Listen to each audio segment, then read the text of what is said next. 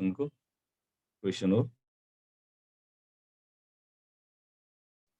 हामी आज यो प्रब्लमलाई सल्भ गरौँ। यो हाम्रो थ्योरी अफ प्रोडक्सन को प्रब्लम हो र यो प्रोडक्सनमा यो प्रब्लममा हामीलाई दिएको गिभन प्रोडक्सन फंक्सन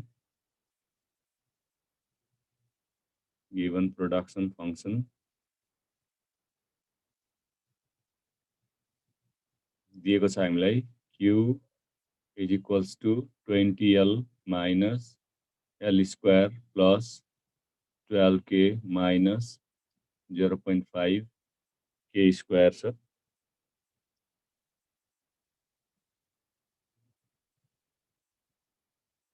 त्यसपछि हामीलाई दिएको छ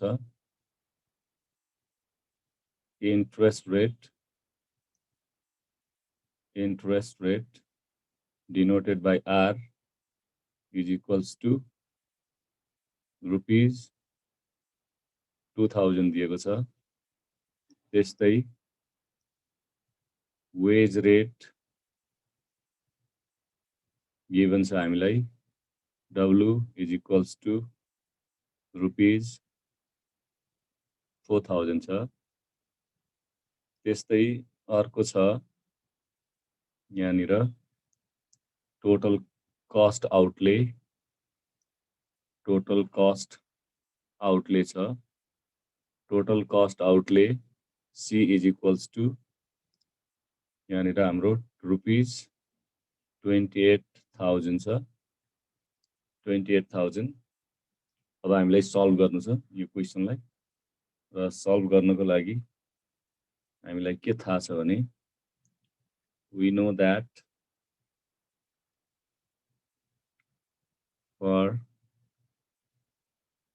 optimal employment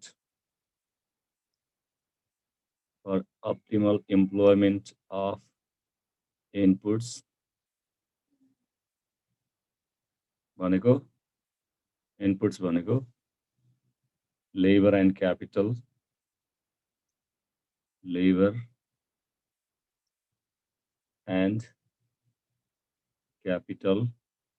यसको लागि के हुनुपर्छ भन्दा slope of isoquant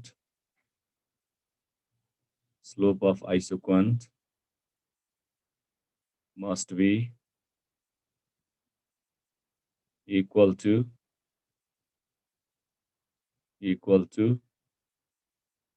slope of isocost हुनु पर्यो। त्यसको लागि condition MPL divided by MPK is equals to W by R। यसलाई हामी इक्वेसन 1 भन्छौं। अब हाम्रो गिवन प्रोडक्सन फंक्सन माथि नै छ। गिवन प्रोडक्सन फंक्सन हामीले लेखिसकेका छौं। त्यसपछि हाम्रो इक्वेसन 1 मा हामीलाई चाहिएको कुराहरु क्याल्कुलेट गर्नुपर्ने हुन्छ। त्यो भनेको marginal productivity of labour. Marginal product of labour भनेको dq by dl हो र यो भनेको हाम्रो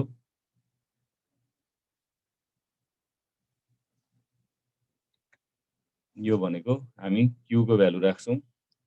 q को value 20l minus l square plus 12k minus 0.5 k को square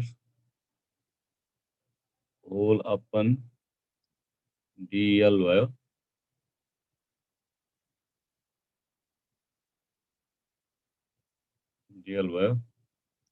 Okay, so this is equals to labor बाहेक अरु कन्स्टेन्ट हो। त्यसैले यहाँनिर हाम्रो डेरिभेटिभ गर्दा यो 20 भयो माइनस 2l भयो। यसमा हाम्रो लेबर छैन त्यसैले कन्स्टेन्ट को डेरिभेटिभ 0। यसमा पनि लेबर छैन त्यसैले कन्स्ट्यान्टको डेरिभेटिभ 0 यिनीहरू लेख्नु परेन। सो 20 माइनस 12 हाम्रो मार्जिनल प्रोडक्टिभिटी अफ लेबर आयो। त्यसपछि हामी marginal productivity of capital calculate गर्दैछौँ। त्यो भनेको डिक्यू बाई डिके हो। यसलाई सल्भ गर्दा हामी क्यू को भ्यालु राख्छौँ 20L minus L square plus 12K minus 0.5 K square हाम्रो गिभन प्रोडक्सन फङ्सन क्यू को भ्यालु हो र डिके अघि जस्तै डेरिभेटिभ गर्दा यसमा क्यापिटल छैन 0 भयो, यसमा पनि क्यापिटल छैन 0 भयो। 12K को डेरिभेटिभ गर्दा 12 मात्रै हुन्छ माइनस अब 0.5 मल्टिप्लाइड बाई 2K भयो, डेरिभेटिभ गर्दा K स्क्वायर को derivative 2K। So 12 minus sorry यो 0.5 into 2 भनेको 1 भयो, 1 नलेखे पनि भयो, K मात्रै भयो। ओके, सो हाम्रो यो मार्जिनल प्रोडक्ट अफ क्यापिटल भयो, यो हाम्रो मार्जिनल प्रोडक्ट अफ लेबर भयो। अनि हामी इक्वेसन 1 मा भ्यालु राख्छौँ अब। सो इक्वेसन 1 मा भ्यालु राख्दा इक्वेसन 1 मा भ्यालु राख्छौँ। ओके, हामी इक्वेसन 1 मा भ्यालु राख्छौँ। त्यसको लागि फ्रम इक्वेसन 1 हाम्रो इक्वेसन 1 कति छ माथि हामीले इक्वेसन 1 लेखेका छौँ MPL by MPK is equals to W by R। म एकचोटि लेख्छु यसलाई। From equation 1 MPL by MPK is equals to W by R भयो। भ्यालु राखौँ मार्जिनल प्रोडक्ट अफ लेबर हाम्रो यहाँनिर माथि छ 20 minus 2L divided by MPK को value 12 minus K is equals to W को भ्यालु कति दिएको छ हामीलाई, W को भ्यालु यहाँ छ माथि, W को भ्यालु 4000, R को value 2000, 4000 divided by 2000। Okay, 4000 divided by 4000 divided by 2000 छ हामीसँग।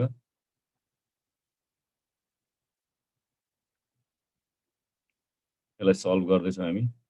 यसलाई सल्भ गर्दा यो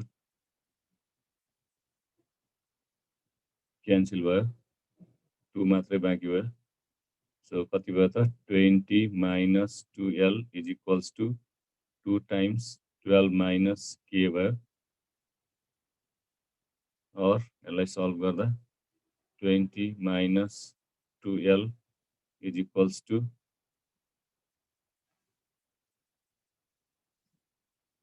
24 माइनस 2K।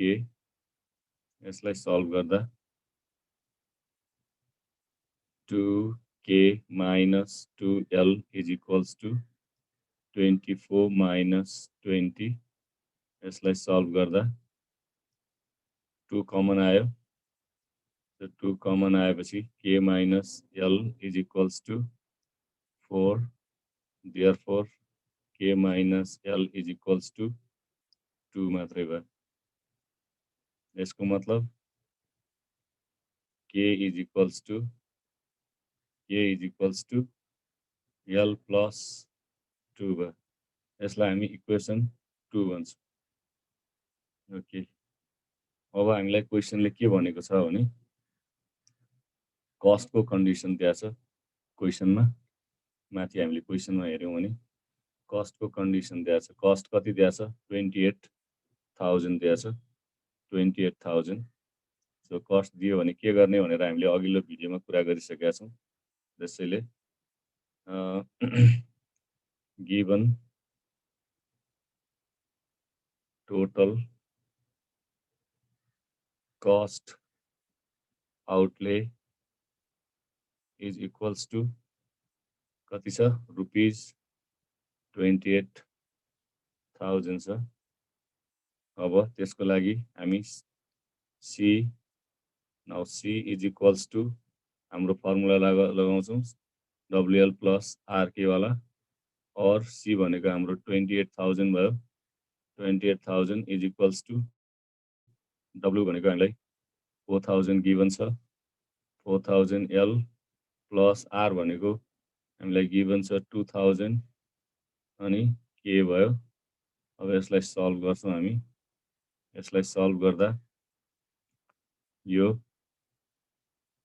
हाम्रो कति आउने भयो भने 28,000 इज इक्वल्स टु हामीले यहाँ इक्वेसन 2 बाट हामी कति लेख्न सक्छौँ भने 2,000 K भनेको L प्लस 2 हो भनेर लेख्न सक्छौँ यसलाई सल्भ गर्छौँ 28,000 इज इक्वल्स टु यो 4,000 L प्लस 2,000 L मा प्लस 4,000 सल्भ गर्दा कति भयो 6,000 L इज इक्वल्स टु 24,000 भयो therefore L is equals to कति आयो 4 युनिट्स आयो L is equals to 4 units आयो अब हामीलाई क्यापिटलको भ्यालु निकाल्नु पर्ने छ त्यसको लागि फ्रम इक्वेसन 2 बाट K is equals to L plus 2 भनेको this is equals to 4 plus 2 is equals to 6 units आयो ओके लेबर र क्यापिटलको भ्यालु हामीले यसरी क्याल्कुलेट गर्छौँ ओके सो अब हामी यहाँनिर भन्छौँ hence optimal use of labor and capital okay hence optimal use of labor and capital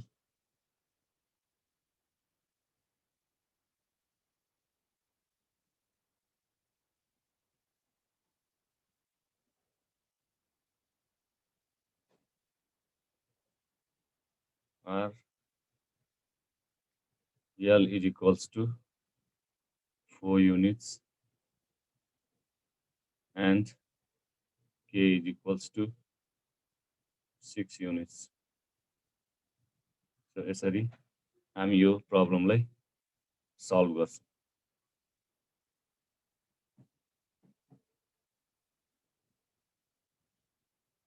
हस् त थ्याङ्क यू भेरी मच